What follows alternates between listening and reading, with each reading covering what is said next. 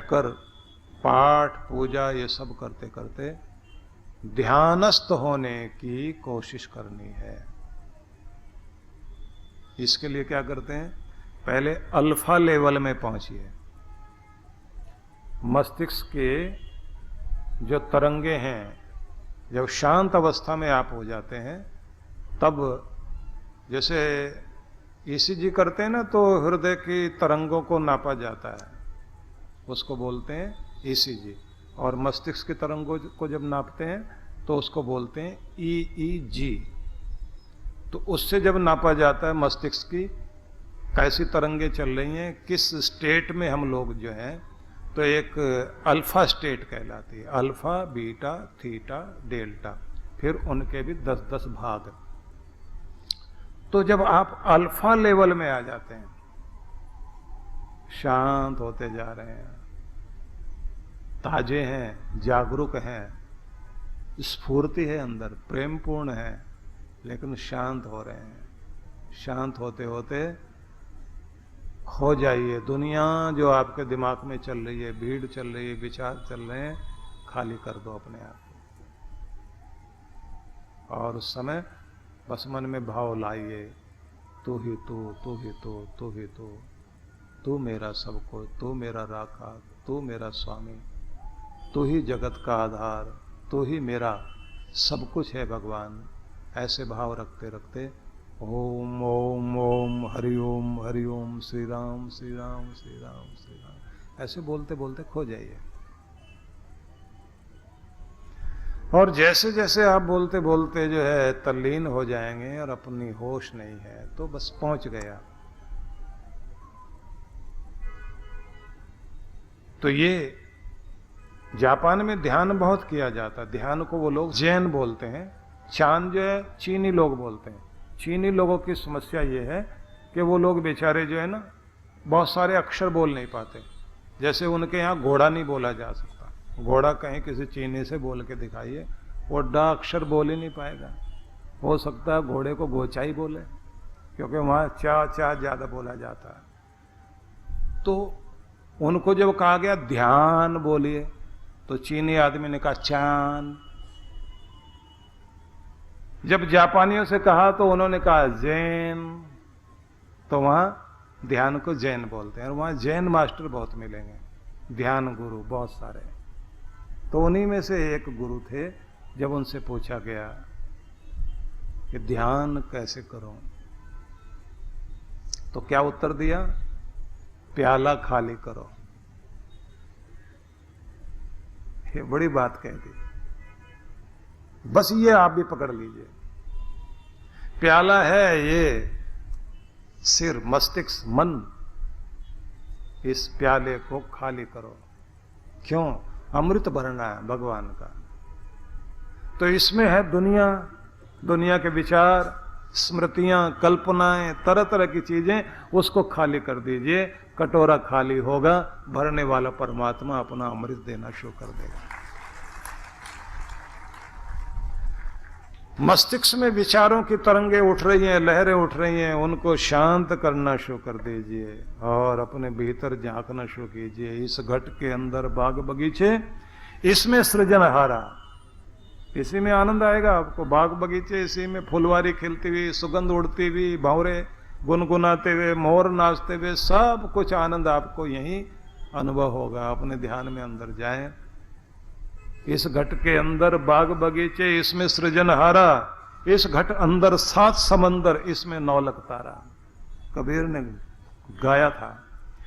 इस घट अंदर पारस मोती, इसमें परखनहारा, इस घट अंदर अनहद गरजे, इसमें उछलत फुवारा।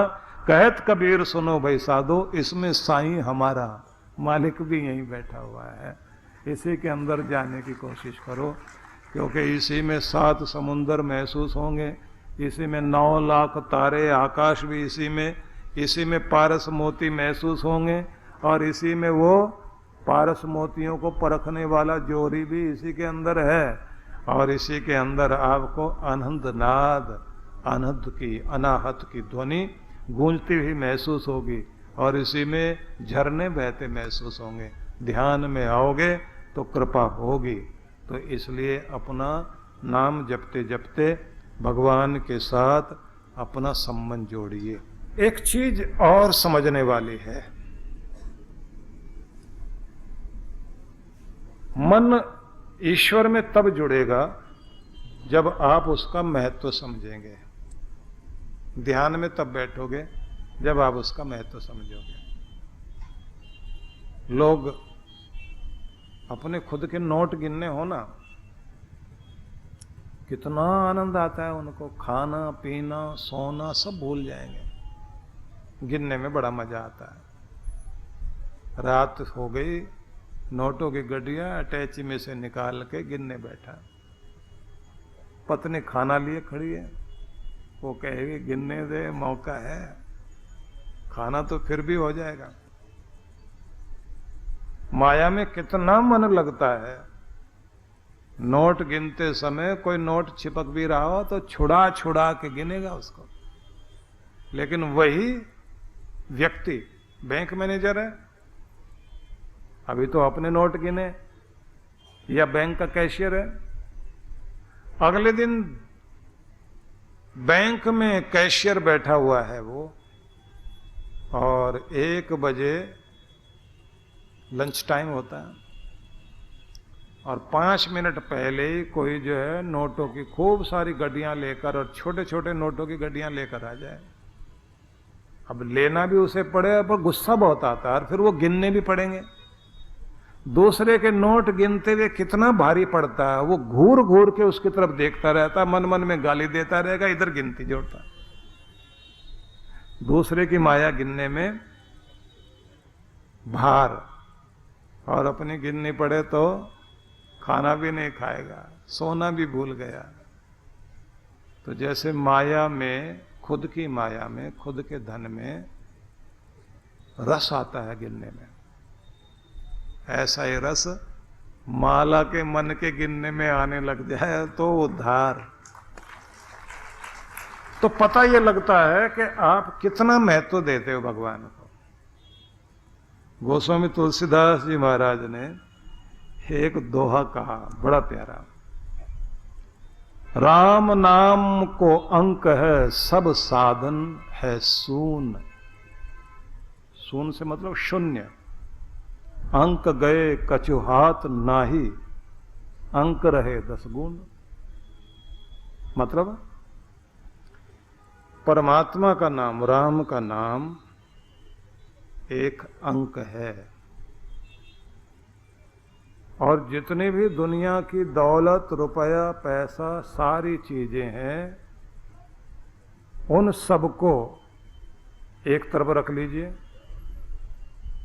वो सब जो है क्या स्थिति रखते हैं? शून्य, मतलब शून्य। तो 0 0 जोड़ते जाओ, ऊपर 0, नीचे 0, फिर 0, 0 के आगे भी 0 रखते चले जाइए, तो सारी 0 जोड़ के क्या रिजल्ट आएगा? 0। इसे रामकृष्ण परमहंस अलग तरह से सुनाते थे। विवेकानंद के गुरु थे ना, वो क्या कहते थे? तुम गुणी हो, ज्ञानी हो, धनी हो, जितने भी गुण हो सकते हैं। बोले मैं गुणी को भी 0 कहता हूं, धनी को भी 0 कहता हूं, विद्वान को भी 0 कहता हूं, बड़े पद पर बैठे हुए व्यक्ति को भी 0 कहता हूं, और सारे 0 जोड़ लें तो वो 0 का जोड़ भी 0। लेकिन अगर 1 0, 2 0, 3 0, 4 0, 5 0 आमने सामने लिखे हुए हैं, और इससे पहले एक अंक लिख दो, 1 लिख दो, 1 परमात्मा। तो फिर ये सारे गुण जो है 5 0 7 लिखे हुए हैं आगे, तो वो 1 फिर 1 नहीं रहता, 1 लाख हो जाता है। कि ऐसे ही भगवान का गणित है। पूरी जिंदगी ये भी इकट्ठा किया, वो भी इकट्ठा किया, मैं ये हो गया, मैं वो हो गया, कुछ भी हो गए आप, जब तक भगवान के नहीं हुए तब तक 0 ही 0 है, और जिस दिन आप भगवान के हो गए ये सारे 0 आपके जो है आपको कीमती बना देते हैं। इसलिए अपने साथ प्रभु का नाम जोड़ो। अब बात इतनी नहीं है, इस बात का एक और भाव है जो पकड़ना है। कमाया और भगवान के हो गए, मतलब भक्ति भी करते हैं, कमाई भी करते हैं, धन भी कमाते हैं। अब उस भगवान के होने का मतलब हुआ कि अब आपके अंदर करुणा भी, उदारता भी, दानशीलता भी आ गई। अब आप क्या करते हैं? अपना भला, अपने परिवार का भला करने के साथ साथ दुनिया का भला करने के लिए भी कार्य कर रहे हैं। तो आपका धन आपको धन्य करने लग गया, आपकी विद्या काम आ रही है। आप डॉक्टर हैं तो अपने लिए कमा रहे हैं, लेकिन साथ में गरीब जिनका कोई देखने वाला नहीं है उनके लिए भी आप काम कर रहे हैं। तो आपकी वो विद्या जो सिर्फ आपका पेट पाल रही थी, अब आपका लोक सुधारते सुधारते आपका परलोक भी सुधार देगी। इसलिए अपने जीवन में सारे गुणों के साथ भक्ति का गुण जरूर जोड़िए। सारे अंकों में 1 से लेकर 9 तक, आगे जाकर के जब 0 आता है तो ये ध्यान रख लीजिए, वो 0 जिस जिस चीज के आगे जुड़ता चला जाएगा उसको 10 गुना करता जाता है। लेकिन उससे पहले एक होना चाहिए, अंक होना चाहिए। तो वो अंक को भक्ति ही कहा गया है। धर्म, मानवता, इंसानियत, सच्चाई, अच्छाई जो भी कुछ साथ जुड़ जाती है, तो आपके पास जो भी कुछ अच्छी चीजें हैं वो आपको ऊपर उठाना शुरू करती हैं।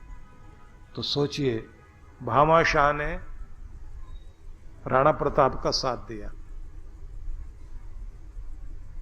तब दिया जब राणा प्रताप के पास अपनी फौज को खिलाने के लिए भी कुछ नहीं था, और वो जो साथ दिया उसने राणा प्रताप को नई शक्ति दे दी, अद्भुत शक्ति दी। जब कभी किसी दानी की बात सामने आती है तो लोग किसे याद करते हैं? भामाशाह का नाम लेते हैं। कहा वो तो सेठ नहीं, वो तो भामाशाह है। ऐसे लोग तो दुनिया में कम ही होते हैं, तो अमीर पता नहीं कितने हुए होंगे दुनिया में, लेकिन लोग फिर भी उन्हीं को याद करते हैं जो भामाशाह जैसी भावना रखता है। आपके पास थोड़ा है, थोड़े के जरिए सेवा करनी शुरू करो। जब पंडित मदन मोहन मालवीय ने अपना हिंदू विश्वविद्यालय बनाया था ना बनारस में, तो सब कोई सब कुछ दे रहे थे, अपना अपना सहयोग कर रहे थे, राजा महाराजाओं से लेकर के और छोटे लोगों तक सबने दिया। तो एक महिला उनको मिली जिसने, जब उनके लिए सब कुछ सहयोग कर रहे थे, तो उसने अपने फटे हुए चुन्नी के अंदर बंधा हुआ एक ₹1.25 निकाला और कहा ये लीजिए आप। पूछा कि ये क्या है? बोले मैंने आज सुबह जंगल में जाकर घास काट कर लाई थी, मैं रोज जाती हूँ, उस घास को बेचकर जो पैसे मिलते हैं ना, उससे आटा दाल वगैरह खरीद के लाती हूँ। तो आज हमारे परिवार ने निश्चय किया है कि आज हम व्रत करेंगे, उपवास करेंगे, और वो जो कमाई है वो कमाई आपके इस विद्यालय के लिए देंगे जो आप इतना बड़ा काम कर रहे हैं। उन्होंने कहा तुम्हारे पास तो पहले ही कुछ नहीं है, तुम भगवान से कहते ना कि भगवान तू देगा तो हम आगे देंगे। तो वो बोली शर्त लगाकर दान किया जाता है क्या? और शर्त लगा करके जो लोग बोलते हैं भगवान ऐसा तू करेगा तो हम करेंगे, उसको भगवान देता भी नहीं। और देखिए आपके काम में बड़े बड़े लोग भी सब कुछ कर रहे हैं, एक मेरा घर न रह जाए जो सहयोग ना करे। मेरे खानदान की तरफ से भी कुछ जाना चाहिए। यहाँ पत्थर पर जब नाम लिखे गए तो उस महिला का भी नाम लिखा गया। करोड़ रुपए देने वाले का नाम भी था, 1.25 रुपया देने वाले का भी नाम था। ध्यान रखना, वो 1.25 रुपया भी 1.25 नहीं है, वो भी करोड़ों के बराबर है, क्योंकि उसने तो अपना सर्वस्व ही उठा के दे दिया। सहयोगी बनिए, सेवादार बने, भक्त बने, पुण्य कार्यों को करने वाले बने, ध्यान जरूर करें। भगवान की भक्ति करते करते ध्यान टिकाने वाले जरूर बनो। जब भी मन लग जाए भगवान की भक्ति में, किसी दिन ज्यादा मन लग जाए ना, उस दिन ये ध्यान रख लीजिए कि सब काम छोड़ के उस दिन पूरा आनंद लो, कि ऐसा मौका तो कभी आता ही नहीं है। और कामों में देर हो जाती है, आज भगवान के लिए ही देर हो जाए, कोई बात नहीं, आनंद पूर्वक बैठो और मस्ती के साथ अपना संबंध जोड़े रखो, क्योंकि ऐसा मूड भी कभी कभी बनता है। आपकी मनोदशा वैसी बन जाए तो फिर जितना आनंद ले सकते हो जरूर आनंद लेते चले जाओ, और फिर कमाल देखो उसका। एक बार रुचि बन जाएगी ना, तो फिर तो आपकी रुचि बनती रहेगी। तो आप सबको बहुत बहुत बधाई, बहुत बहुत आशीर्वाद।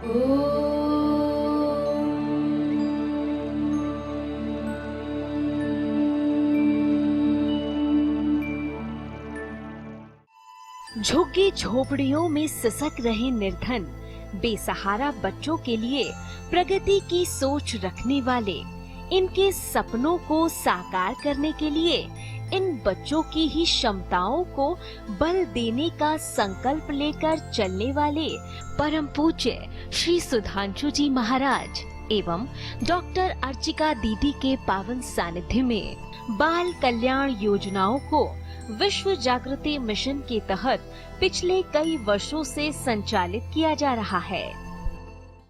इसके लिए पूज्य श्री द्वारा झारखंड के नक्सली प्रभावित आदिवासी क्षेत्रों रुक्का खूंटी में निर्धन बच्चों के संपूर्ण विकास के उद्देश्य से पिछले कई वर्षों से स्कूल चलाए जा रहे हैं। बच्चे समाज और देश का भविष्य है।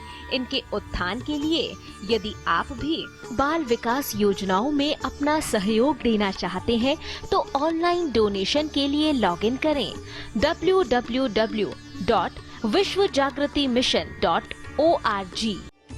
जीवन संचेतना, लाखों पाठकों की बुद्धि को सच्चेतना से और हृदय को सद्भावना से परिपूर्ण करने वाली मासिक पत्रिका जीवन संचेतना।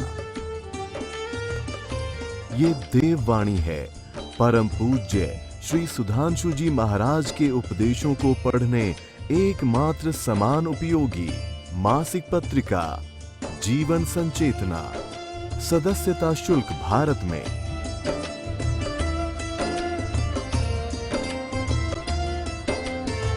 सदस्यता शुल्क विदेश में।